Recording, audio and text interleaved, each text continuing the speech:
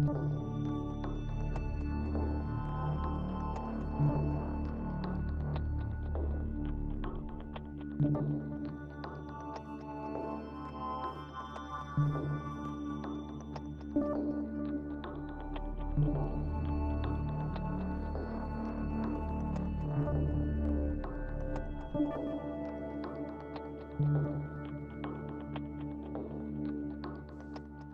hello everybody, and welcome to our webinar. Today's topic is from noise to signal, cutting through the data overload in SIU and payment integrity. I am Mandy Berg and would like to introduce you to Bill Stewart and Dan Olson. Bill, Dan, you can take a moment to introduce yourself. Hi, I'm Bill Stewart. I'm with Advize, working with the SIU department, and have been in fraud, waste, and abuse detection for a number of years on the public sector side as well as in the private sector. Great, and welcome everyone. Thanks for joining us today. Dan Olson, SIU Director, and like Bill, have spent my career fighting fraud, waste, and abuse, and look forward to our conversation. Fantastic. You guys are in for a real treat today. We are going to be able to provide you guys with multiple viewpoints and backgrounds on today's subject. So Dan has been gracious enough to kind of provide us an outline of ways to get through everything today, because there's just so much to hit. So if you guys are aware, we live in a data-infused world, and it grows exponentially every day. It's estimated that there's almost 403 million terabytes of data that's generated each day. That is a lot of data. Healthcare data, it is significantly contributing to the daily growth. And it occurs as data scientists and analysts. We apply advanced statistical methods that generate additional data, and we look at data outcomes and visualizations.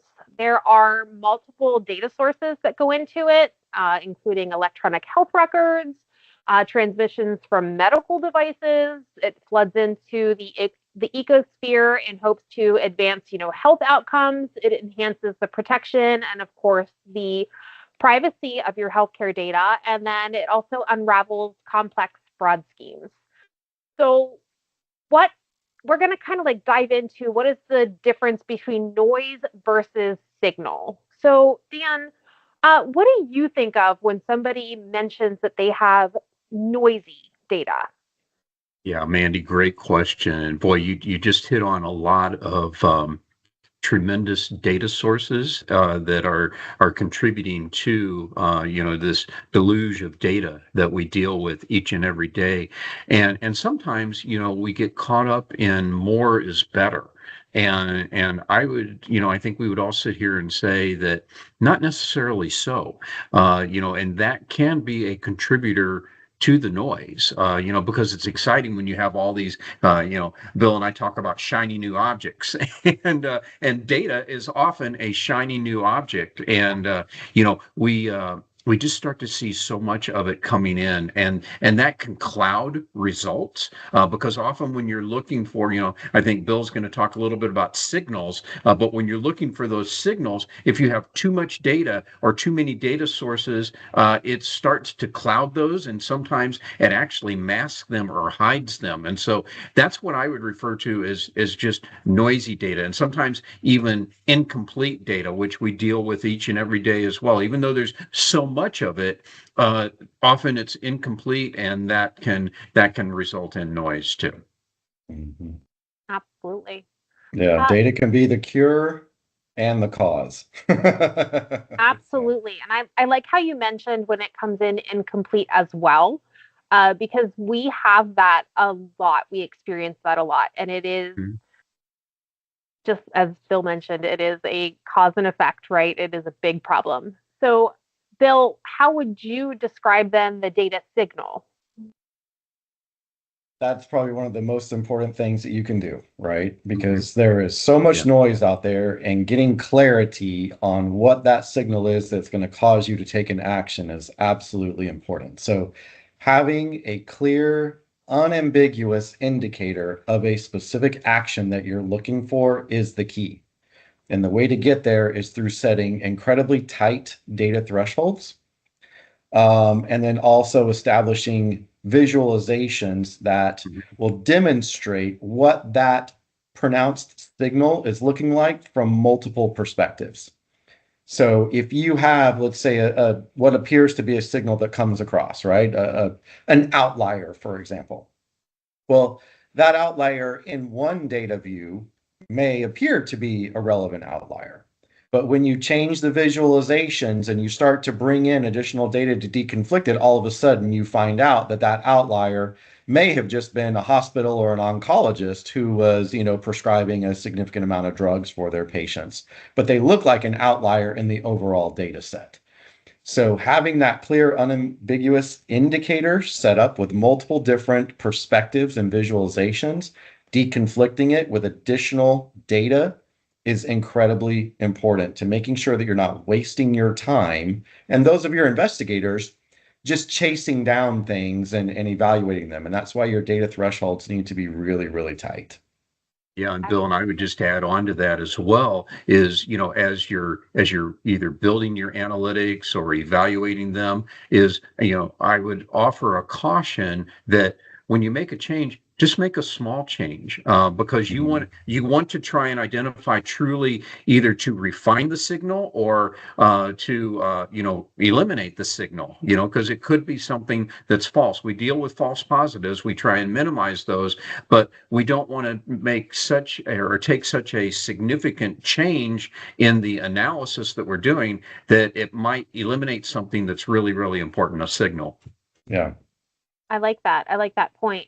So it's very interesting how you mentioned, outliers.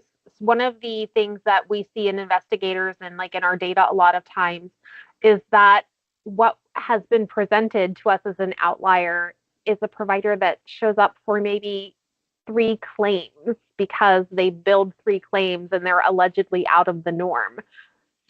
3 claims does not make you an outlier. So I like that. Obviously, there's not a good data signal that is coming in. So you really need to adjust, as you had mentioned, Dan and Bill, accordingly. Your thresholds, your filters, something is off a little bit, kind of go back. One provider can be an outlier, but a single claim is not an outlier. Yeah. We had an example the other day where, there can be one provider that's the outlier, but there could be a good reason for that. And so just because they're an outlier doesn't make them bad. It could be that they are the only provider of that type in that region, or they're treating a specific clientele that no one else, quite honestly, has the specialization to do. So while we're attentive to the signals, we still need to get in. We need to evaluate policy and everything that's going along with that to validate that, in fact, it is a true finding. Yep. So I know that we're going to be talking about it. Geolocations are very important because just like you indicated, right? A provider, where they are at. If you have a provider that has a very specific specialty and they're in a rural community, they're going to pop up as an outlier, but it does not necessarily mean that they are an outlier. So that data could give you, as you indicated, a false positive. Mm-hmm. And that's where the addition of, other sources helps do that deconfliction. And if you're not bringing that content into your analytics from the beginning, you're going to get thousands of outliers. And it makes whoever is sending out, the whatever provider you're using to generate your analytics, they're then flooding your investigators with all of these, quote unquote, false positives, even though they're not really false positives because they are triggered appropriately based on the algorithm, right? But that's where you've got to have that additional layer of deconfliction going on to make sure that you're not getting the community provider, for example, in North Florida, you've got all the specialization in Florida is kind of in Central and South Florida. Well, in the panhandle of Florida, people will drive 4 and 5 hours to go see a provider in Orlando or go to Shands Hospital. And that's a couple hundred miles. So if you're using kind of geospatial to, ferret that out, you're going to say, why are all these people driving 200 plus miles to go see this provider? Is something nefarious going on there? And the answer is absolutely not. That's where the specialists are located. So you've got to understand these things. Otherwise, your folks are just going to be spinning their wheels, chasing rabbit holes when the bad guys are actually getting through. And that's what we want to make sure to avoid. So I love that. So what lessons have you all learned to identify true data signals that can help enhance ROI? great one. I would Go ahead, say, Bill. No. so enhancing data signals, one of the biggest ones that I have used over the years is the addition of third-party data. Yep. So third-party data is where it's at because the claims content is incredibly limited in and of itself, right? We only understand what that provider is billing, but we don't know their market footprint, how long they've, essentially been in a particular location. Is there a practice of mailbox drop? What are all these other indicators that are out there? And the reason why this data is so important is because the main data aggregators that are in the marketplace, your LexisNexis is another, they compile all this information based on that individual's engagement of the marketplace. And it's not something that provider can fake. Right. They are either engaging the market or they're not. They're either at this location and receiving mail, so their mailbox drop indicator is showing as active. They're getting a power bill, they're engaging around, they're buying supplies, they're doing all these different things. Well, there's over 11,000 different nodes in which a commercial provider is going to interact with at some point during their operation. And so all of that content is captured by these commercial aggregators, and then they push it back out to entities to purchase. And those indicators can then be used to tighten up your analytics. Right. So yes, we understand that you're driving 200 miles or, your practice has been in business for, 60, 90 or whatever days. That's great. Thank you for that. We see that in your claims. But what are the other indicators that support that you are actually engaging the marketplace? If you're seeing patients and you're doing all these different activities, well, then you should have purchase accounts set up with people. You should be receiving supplies. All these different things should be happening that buttress the fact that your claims are $10 million in 90 days, right? Right. So those are the things that we want to look at. And that's one of the biggest things for me as I've been designing FWA systems for over 15 years, that really understanding that data, which Advize does, bring it in and then use it to support the analytics to stop FWA activities is, for me, been one of the, tremendous keys to success. Yeah, and I would just layer on top of that, Bill, is certainly fully agree with the third-party data sources, but then also bringing in your open source data as well. Mm-hmm. Your social media, your things that would show like personal activities of a provider that Right. could indicate that they were on vacation or they were out of country or whatever, that would then again just solidify and strengthen your signal. And what's really important, as we think about all this is let's just say completing the circle. It's like we can build out our analytic to identify the signal, but then with the clients that we work with, we see that the fraudsters are out there and they're finding a way to try and move around that. And so it's really incumbent on us and with folks we work with to complete the circle. And what I mean by that is to fine tune your analytics. Once you have a good analytic that has a great signal, someone's going to find a way to move around that. And so to be able to fine tune it to identify the data, let's just say nuances, to kind of refine it and to strengthen it so that you can, use it to identify even better the next time around. So really important point. Absolutely. So it's interesting actually that you guys kind of mentioned that, because one of the biggest problems that our clients encounter a lot with the data, especially with providers getting around it, right, are system edits.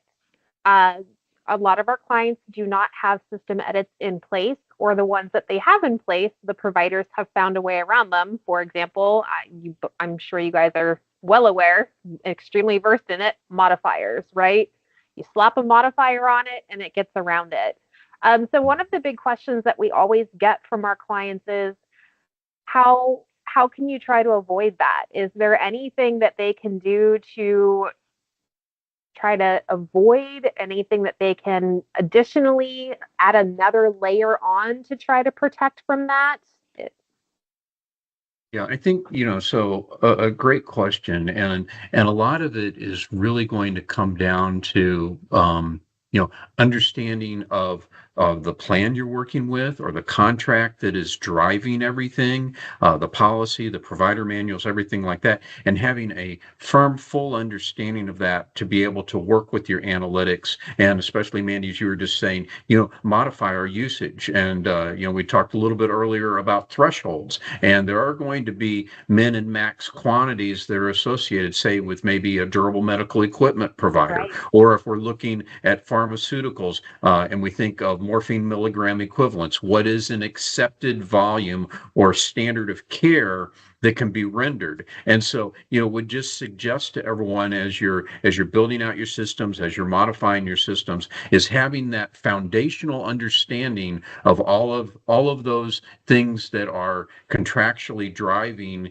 the analytics, because ultimately, we say it often here, is we understand that absolutely every single case has the ability to reach litigation. And so it's really incumbent on each of us to have that understanding, to evaluate the data signals, to compare the data signals against all of that contractual plan information, policy, et cetera, to make sure that it is the most accurate, and to eliminate that noise and simplify it as much as possible, because we're going to be working with our general counsel, with other attorneys, with our Medicaid fraud control, maybe with FBI, as we're bringing these cases. And they need to be sound, but they also need to be very clear cut to have all of that information lined up to support the findings.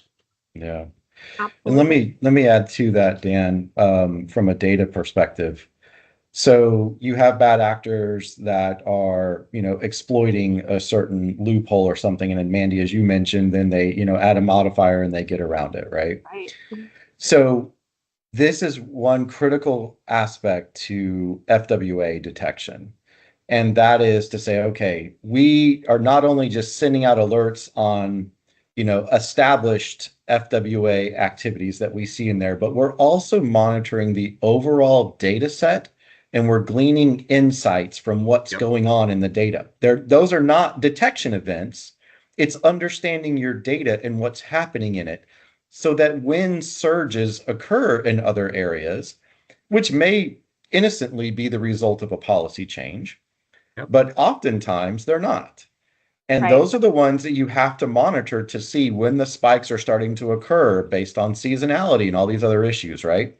Right. So that you understand what's happening in your data and you can get on top of it before you all of a sudden discover that you've got millions of dollars leaving and you didn't even know what was going on. They were just, blindsiding you, right? Right. So understanding your data and the parameters that are inside it and how things are moving inside your data. The claims are coming in, what is being billed, what are the top 10 procedures, what are the top 50 procedures, what is moving up and down in prominence. These are not detection events. They're just understanding the analytics and what's happening inside your own data set. So that then, once you have these insights, you can better use them to inform policy decisions or shut down some loopholes that you didn't know were there, because I promise you the bad guys do. Yep. Bad actors are always going to find them. Right. And I love so, that. Bill.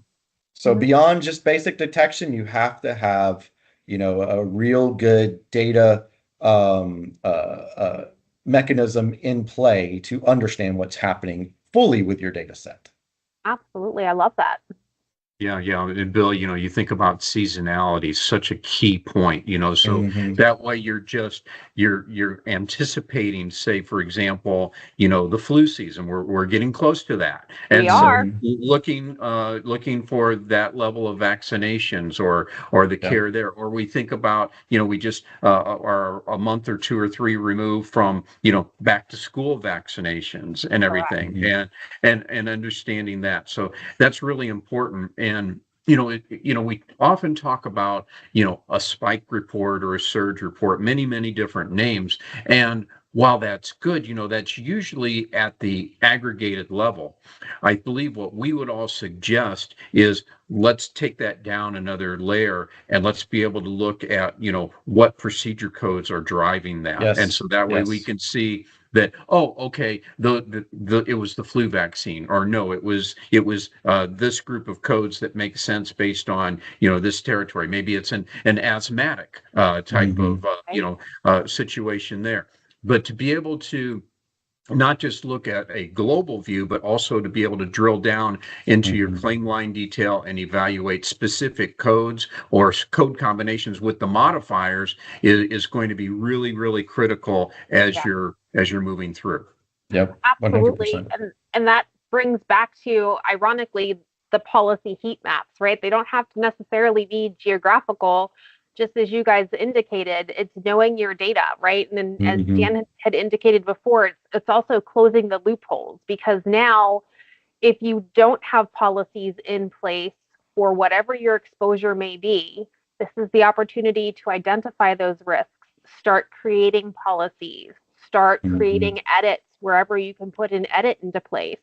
Do all of that additional risk analysis that maybe you haven't been doing before. Look at the data, see what it's telling, analyze it, do all of that. Advize helps with all of those things. If you guys aren't already doing that, lean out, reach out, lean on us. We can do all of that for you. 100%. It's what we do. We're great at it. So absolutely. So how do you guys think that these kind of tools can help in reaching ROI, right? Like how quickly do you think you can start calculating ROI by doing these kind of methods? Yeah. So I think Bill and I have a lot to say about this, and I'll take one side. I'll let Bill go with the other side. First, I'm going to suggest that ROI is not just dollars. We love dollars. We love dollars, but we need to consider, with process improvement and efficiencies gained as you're going through your evaluation of your current system, is then that's going to improve staff efficiency, which is going to be perhaps lesser time on a case. Or with the enhancement of your data signals, then that's going to, rather than getting some false leads, not false positives, but just leads that or maybe aren't as rich, so to speak, it's going to allow you to, maybe rather than working 100 cases, you're now going to be able to work 50, but of those 50, you're going to be able to do it more efficiently, and your actual increase in revenue is going to expand as well. But Bill, I'll pass it to you with those thoughts. No, I mean, I don't know what more to add. That was pretty comprehensive. I mean, you typically see, when you make these changes, you typically see differences on ROI within 3 to 6 months. Sometimes you can see it quicker, depending on the change that was made. But the real issue is that there is always more work than your investigators will ever have time to do. And so having the proper prioritization in place, having the caseloads ready for the workers when they come in and investigate the next day in their case management system, such that it is easy for them to see exactly where they need to go, what steps need to be taken next. Everything is prioritized properly, and the cases that they're working on are those that are going to produce the maximum result with the amount of effort and time that they have. And you're going to get the appropriate amount of throughput based off of that, right? So if anything that you can do to increase that throughput, as Dan was saying, now I can get through 2 cases instead of just 1.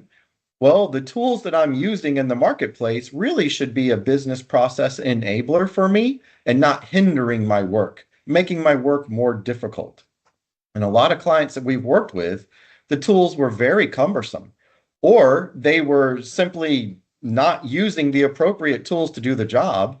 I know many clients that we've worked with, unfortunately, are still using Excel sheets to manage their cases. And this is incredibly troubling when you're managing dozens of cases at a time, and all the different steps that need to go, you need to go through, and what to do next. So I think the tool set is incredibly important. Increasing that throughput, if your tool sets aren't increasing your throughput, but they're bogging people down, then that's a significant problem, and we can definitely help, fix those things. But I think the typical answer is you're going to see within 3 to 6 months significant ROI increases based off of the efficiencies that are gained, and you're going to have a much happier workforce too. Let's not forget that. Worker satisfaction. If I come in every day and I'm able to sit at my desk and I'm solving problems, and I've got a bunch of bandwidth time ahead of me that I can take on new issues and challenges and solve issues. Man, sign me up for that, right? Versus just slogging it out with technology that's working against me all day long. Worker dissatisfaction is the number one key there. We've got to solve that. So, Yeah.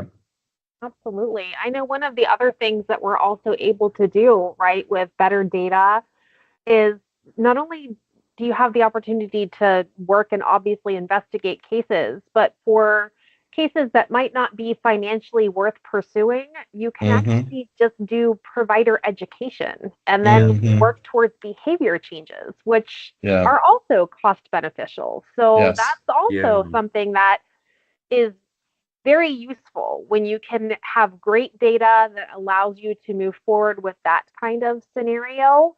You're hitting more providers that way. You're getting through more information and you're making a larger impact. Yeah, Mandy, such a key thing that you just said. I mean, provider education letters go a long way and they do a lot. Okay. And least of all, I mean, what I would like to say is that is providing a foundation for any future activity that you can take against the provider. You have set the ground to say, hey, we noticed through our continuous monitoring, so again, we're trolling that data all the time to be able to identify, quickly rather than, as Bill said, later. on any surges or anything that's going on, any outlier activity. But now we've put the provider on notice, and then if they haven't changed their behavior, then you're able to go back and say, hey, on October 23rd, we notified Dr. Dan of this, and Dr. Dan, we didn't see you change your behavior 6 months later, and it just builds a stronger case. So critical to the work that we do. Yeah. And let's also not forget that a strong provider education program is also a forward-looking deterrence program. Because if the providers are aware that when they make mistakes or issues pop up, you're right there sending them, an education or some sort of letter, advising them that you noticed an issue in what they build, then they're also looking at it going, wow, these guys are really sharp. They know what's going on in the program here. They see what's happening in my claims, and it can stop and prevent a lot of the low level fraud from occurring, downstream. So a robust notification program is really important. Yeah, and Bill, with that too, then that's building the trust of the provider. And so it could allow for the provider to, because you have such a good understanding of their program, of their policy, et cetera, that they may come to you with questions or come to us with questions to be able to say, hey, what about, or what do you think, or we're seeing this, or whatever. Yep, absolutely. So we're getting close to coming up on time. What are some parting recommendations that you guys have where people can improve their data overloads and help to increase their ROIs? I mean, I would start with saying, look at your existing processes. Just because you may have done them, 6 months or 12 months or longer ago, I would suggest doing a regular review of them, making sure that you have something set up to evaluate them is really important. And then as we've kind of talked throughout our conversation today is, make sure as you're evaluating your data, remove that noise. More data does not often equal better data. And is what I would suggest. And so, just be careful as you're adding data sources, and conversely, be careful as you're removing data sources when you're evaluating your data to try and identify that signal. Yeah. I would say be best friends with your tech vendor. because number one, you're going to be working with them a lot. You need to constantly be adjusting thresholds. You need to understand from them what additional capabilities they may be able to bring to bear, or how they can help you, understand the data and the insights that may be able to be gleaned from the data, so that that can then better impact your processes and policies. So it is, a complete circle. Everybody is engaged all the time. Unfortunately for us, the bad guys never sleep. Bad actors are always working. And, oftentimes SIUs and other departments are from 9 to 5, right? So we have to be constantly engaged and working with all the tools and resources that we have.